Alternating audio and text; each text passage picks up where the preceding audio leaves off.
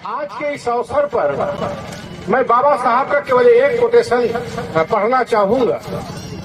वो कोटेशन है, बाबा साहब लिखते हैं कि भारत का इतिहास और कुछ नहीं है, ये ब्राह्मणों और बौद्धों के संघर्ष का इतिहास है। और एक वो समय था जब बाबा साहब की जयंती को लेकर के ये ब्राह्मण लोग जो है लड़ाई झगड़ा करते थे, मारपीट करते थे। इसी देश के अंदर 1963 में जो है मानवर कांसीराम जो है दीना भरा और खापर्डे साहब जो ये कारवां लेकर बाबा साहब का आगे बढ़े, तो उनके साथ भी लोगों ने मारपीट किया था, लड़ाई झगड़ा किया था। लेकिन आज 2022 में हम देखते हैं कितना परिवर्तन आया है देश के अंदर। आज दिल्ली का जो चीफ मिनिस्टर है केजरीवाल, वो बड़े बड़े पोस्टर से प्रचार कर रहा है, बाबा साहब के गुणगान गा रहा है। और छोड़ दीजिए, वही ब्राह्मण लोग जो है, एक विधायक है शहर उत्तरी का, वो भी जाकर के बाबा साहब की जयंती पूरे शहर उत्तरी में मना रहा है। तो इतना बड़ा परिवर्तन आया है। लेकिन बाबा साहब ने कहा था कि भारत का इतिहास और कुछ नहीं है, ब्राह्मणों और बौद्धों के संघर्ष का इतिहास है। जो ब्राह्मण बाबा साहब के नाम पर जयंती मनाने नहीं दे रहा था, आज वो जयंती खुद मना रहा है। खतरा यहाँ पर है साथियों, खतरा यहाँ पर है और इसको समझना है। तो मैं बाबा साहब की बात को आगे बढ़ाते हुए मैं कहूँगा कि भारत का इतिहास और कुछ नहीं है, इंसानों और शैतानों के संघर्ष का इतिहास है। भारत का इतिहास और कुछ नहीं है, इंसानों और शैतानों के संघर्ष का इतिहास है। इनको पेशवा कहा गया है, इनको पेशवा कहा गया है। और ये पेशवा लोग इतने बदमाश थे, शिवाजी का जो मराठा साम्राज्य था उसको हड़प लिए। हड़पने के बाद भारत के जो मूल निवासी आज जो आप शब्द सुन रहे हैं, तो इस भारत के मूल निवासियों में कौन कौन आता है? शेड्यूल कास्ट आता है, शेड्यूल ट्राइब आता है, ओबीसी आता है और माइनॉरिटी आता है। तो इनको गुलाम बनाने का काम इन पेशवा लोगों ने किया। हमारे शेड्यूल कास्ट के लोग पूरा की सड़कों पर चल नहीं सकते थे, उनको गले में हड़ी और कमर में झाड़ू उनको बांधना पड़ता था। और आज जो ओबीसी है, जिसको किसान जाति कहते हैं, आज जिसको शूद्र कहते हैं, उनसे वो टैक्स वसूलते थे, तो उनको कोड़े मारते थे, उनके बच्चों पर गरम तेल के छींटे मारते थे और मिर्च की धुई उनको दी जाती थी। तो आज ये पेशवा लोग जो है रूप बदल करके आपके बीच में आए हैं और ये पेशवा लोग जो है आपको हिंदू बना रहे हैं, हिंदू बना रहे हैं और इस राष्ट्र को हिंदू राष्ट्र बना रहे हैं। तो साथियों, हिंदू का मतलब ब्राह्मण होता है, हिंदू का मतलब ब्राह्मण होता है, हिंदू का मतलब मूल निवासी नहीं होता है। पूरा इतिहास पढ़ के देख लीजिए, ये जो हिंदू शब्द है ये विदेशियों का दिया हुआ शब्द है। ये जो ईरानी मूल के लोग, तुर्किस्तान मूल के लोग जब भारत पर आक्रमण किए थे, तो इन्होंने भारत के लोगों को काला देखा कि यहाँ के लोग काले हैं, अनूठे हैं, तो उनको जो है हिंदू नाम दिया। पर्शियन डिक्शनरी में मिलता है कि हिंदू का मतलब काला, चोर, कमीना, लंपट, व्यभिचारी, ये नाम है। और आज ये पेशवा लोग हम लोगों की बस्तियों में आकर कहते हैं कि गर्व से कहो हम हिंदू हैं। किस बात के लिए गर्व किया जाए? भारत की किसी भी भाषा की डिक्शनरी में हिंदू शब्द नहीं है, किसी भी इनके धर्मशास्त्र में हिंदू शब्द नहीं है। ये हिंदू शब्द पर्शियन भाषा से आया है और वहाँ पर इसका अर्थ हिंदू माने काला, चोर, कमीना, लंपट, व्यभिचारी, यही लिखा हुआ है। आज हमारे बस्तियों में कहते हैं कि गर्व से कहो हम हिंदू हैं। तो ये पेशवा लोग बड़े षड्यंत्रकारी हैं और इन्हीं को मैं शैतान कह रहा हूँ, शैतान कह रहा हूँ। और ये दर्शन शास्त्र में, एंथ्रोपोलॉजी में पढ़ाया जाता है कि शैतान जो होता है वो सुपर नेचुरल होता है, सुपर नेचुरल होता है। बाबा साहब जानते थे, बाबा साहब ने जानते थे, उन्होंने लिखा भी है, सुपर नेचुरल जगह जगह लिखा है। तो सुपर नेचुरल का मतलब होता है प्रकृति से ऊपर, प्रकृति से ऊपर। ये प्रकृति के दुश्मन है, ये भगवान को भी नहीं मानते हैं, ये प्रकृति को भी नहीं मानते हैं। इसीलिए इनको कहा गया है ये सुपर नेचुरल है। सुपर, ये कहते हैं हम मुंह से पैदा होते हैं और मुंह से पैदा होता है? कौन इंसान है दुनिया में जो मुंह से पैदा होता है? लेकिन ये शैतान कहते हैं हम मुंह से पैदा होते हैं, ये कहते हैं मुंह से पैदा होते हैं, और ये भी कहते हैं कि हम जो है 2 बार में पैदा होते हैं, 2 बार में पैदा होते हैं। दुनिया में कौन इंसान है जो 2 बार में पैदा होता है? लेकिन ये सुपर नेचुरल है, ये नेचर को नहीं मानते, प्रकृति को नहीं मानते, ये भगवान को भी लात मारते हैं, भगवान को भी लात मारते हैं। तुलसीदास जी ने बहुत बढ़िया बालकांड में लिखा है, मुकुट न भय हते भगवाना और 3 जन्म तुझे वचन प्रमाना। मुकुट न भय हते भगवाना, 3 जन्म तुझे वचन प्रमाना। यानी ये भगवान को भी लात मारते हैं, भगवान को भी शाप देते हैं, तो हम इंसानों का क्या होगा?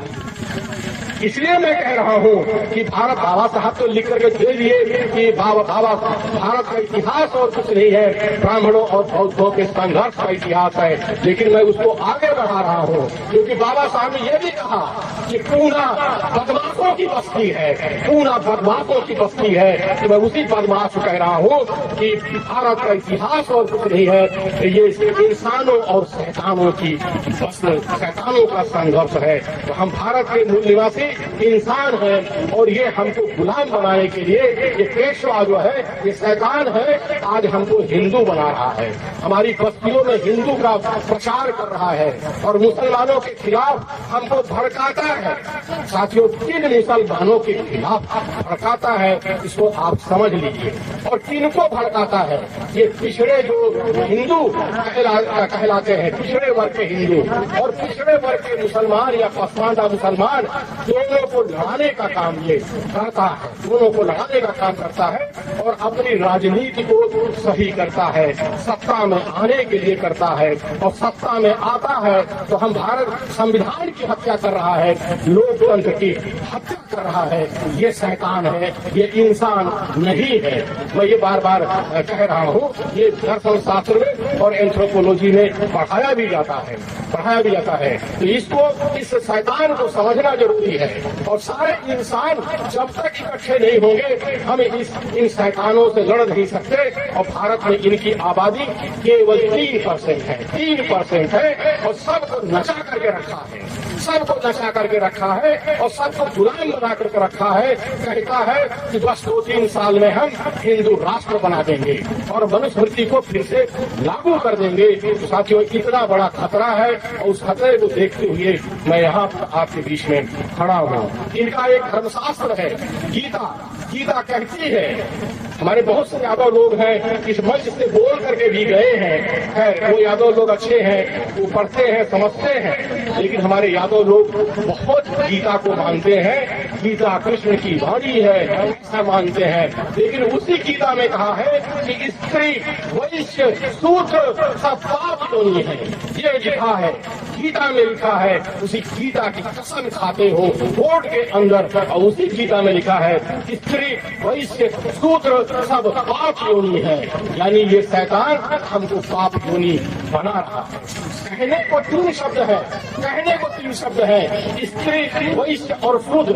शूद्रों की संख्या इस देश के अंदर 90% है, 90% इस देश के अंदर शूद्र है और 4% वैश्य है। केजरीवाल वैश्य है। केजरीवाल को मालूम हो गया कि गीता के अंदर हमको पाप योनि लिखा है, शायद इसलिए वो बाबा साहब की बात कुछ करने लगा है।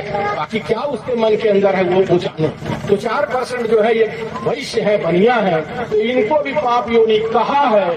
ये आज सबसे ज्यादा धर्म के नाम पर चंदा देते हैं, मंदिर बनाते हैं, कुछ करते हैं। हालात ये है साथियों कि ये पाप योनि होकर के भी वो उन्हीं के लिए चंदा देता है। खैर, हमारे 90% शूद्र भी यही कर रहे हैं।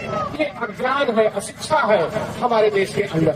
बाकी तो 6% बसते हैं, महिलाएं 6% बसते हैं, उसमें से 3% महिलाएं आप ले लीजिए, तो 90 और 4 और 3, 90 + 4 + 3, 97% लोग इस देश के अंदर पाप योनि है। और ये शैतान अपने को पूर्ण योनि मानता है, तो लड़ाई 1585 की नहीं है, रिहाई 97 वर्सेस 3% की है, 97 बनाम 3% की है। ये 3% शैतान हम सारे इंसानों को नचा रहा है। ये पेशवा है, और पेशवा भारतीय इतिहास में बिल्कुल पढ़ाया जाता है कि कैसे शिवाजी के साम्राज्य को उसने हड़प लिया था। तो ये जो पेशवा है, ये शैतान है कि यानी मूल का आर्य ब्राह्मण है, जो भारत के अंदर आया था, तो भारत के लोगों को ये गुलाम नहीं बनाया, शरीर से लड़ करके नहीं बना सकता था। तो इसने हमारे राजे महाराजाओं के साथ में अपनी बहन बेटियों की शादी करना शुरू किया था, और इस तरह से जो है मेघसनील जैसे आया, राज दरबार में आया, हेलेना जो है राजमहल के अंदर आई। तो ये सारे हमारे राजे महाराजे जो मगध के थे, इनकी बहन बेटियों से शादी करके इनको जमीन दान में देना शुरू कर दिए। इस तरह से आज ये जमींदार हैं, आज ये जागीरदार हैं, और हमारे राजे महाराजे दान देते देते, और उनको देखा देखी आम जनता भी दान देते देते हम कंगाल हो गए और वो बलवान हो गए। ऐसा भारत का इतिहास है। और जब देखा इन्होंने कि भारत का मूल निवासी गुलाम नहीं बन सकता है, हम शरीर से लड़के नहीं हरा सकते हैं, तब इन लोगों ने बौद्ध संघ के अंदर प्रवेश किया। बौद्ध संघ के अंदर प्रवेश किया। हमारे बुद्ध ने कहा था बहुजन हिताय बहुजन सुखाय, बहुजन हिताय बहुजन सुखाय। आज हमारी एक नेता उत्तर प्रदेश की जो हमारे ही बीच में है, वो कहती है सर्वजन हिताय सर्वजन सुखाय, सर्वजन हिताय सर्वजन सुखाय। यानी वो बुद्ध से भी आगे निकल गई। ये शैतान है तो उसके इर्द गिर्द घेरा डाले हुए हैं और उसको बहुजन से सर्वजन की तरफ ले गए हैं। तो इन घेरों को आप देख लीजिए, एक देश शातिर है और साम दान दंड भेद लगा करके हमारे नेता, हमारे राजनेताओं को, राजाओं को मारा है इन्होंने, और आज भी वो यही काम कर रहे हैं। जितने हमारे सुप्रीमो नेता हैं, ये हमारे समाज के, उनको डर दिखा रहे हैं सीबीआई का, कहीं ईडी का, दर्द